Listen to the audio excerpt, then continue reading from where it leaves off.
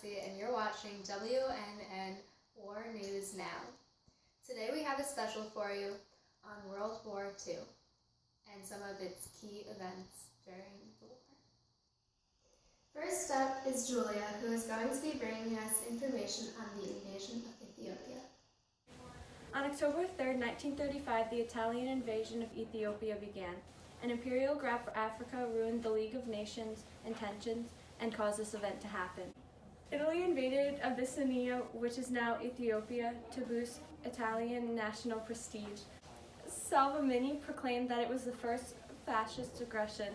On May 5, 1936, it ended, resulting in Ethiopia's subjection to Italian rule. Thanks, Julia.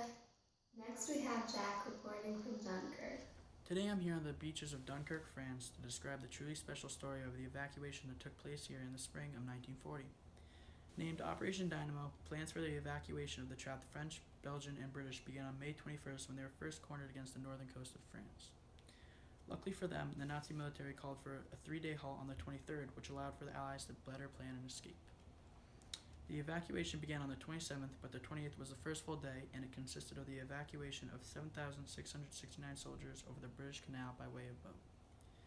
That same day, the French First Army began to delay the ever-advancing Nazi military in the Battle of Dunkirk.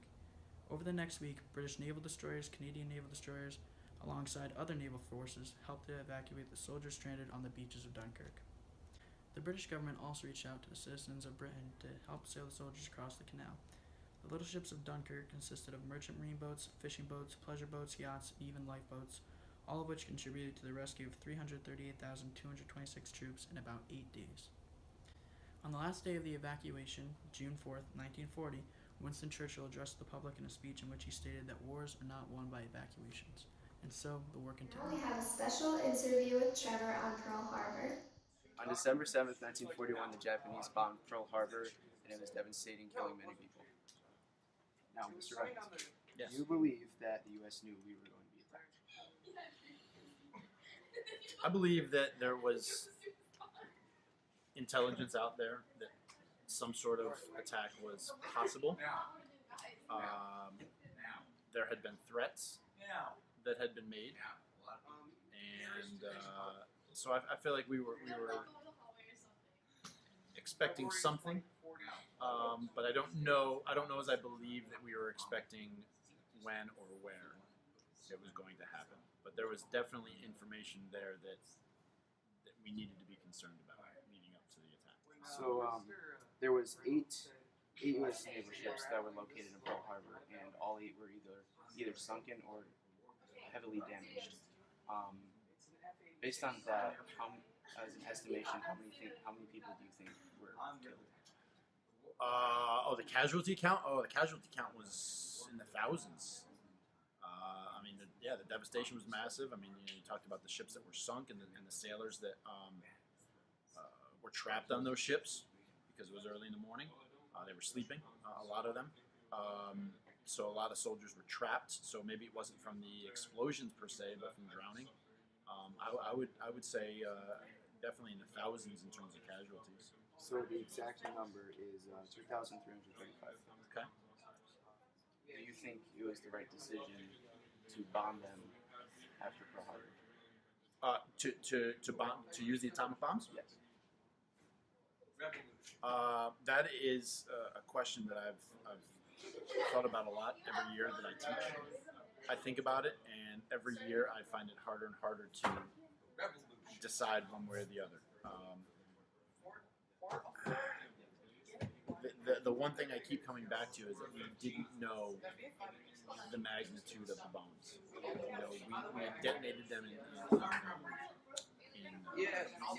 tests, but we had never detonated them with civilians or with people at risk. You want me to do the entire and obviously, the consequences of that were massive. It ended the war, which is a good thing. It did limit American lives lost, which is a good thing. And the other thing that it did was it really gave us an idea of what atomic warfare is like, and hopefully we can continue to remember the results of the atomic bomb when other Don't do it. I swear to nuclear God. possibilities present themselves. Do you know of any relatives that were wounded or killed in this bombing?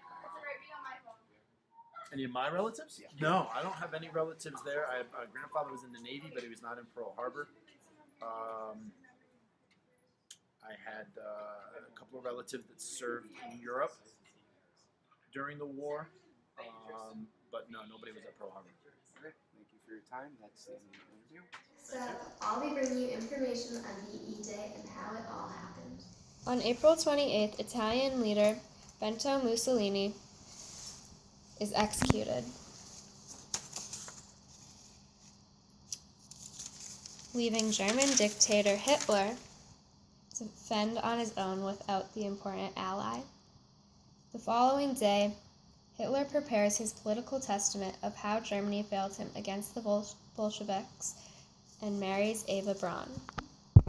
The following day, on April 30th, the newlyweds head to a bunker, where inside the two commit suicide.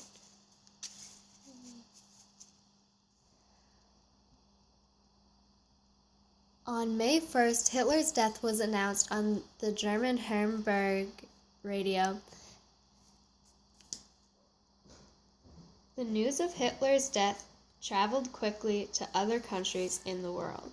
7th of May, German Grand Admiral Dantes was ordered to Eisenhower's headquarters in Russia, where he faced the USA, France, Great Britain, and the USSR, and was forced to surrender unconditionally to the Allies. Although the victory really was on the 7th, people started celebrating when it was announced on May 8th.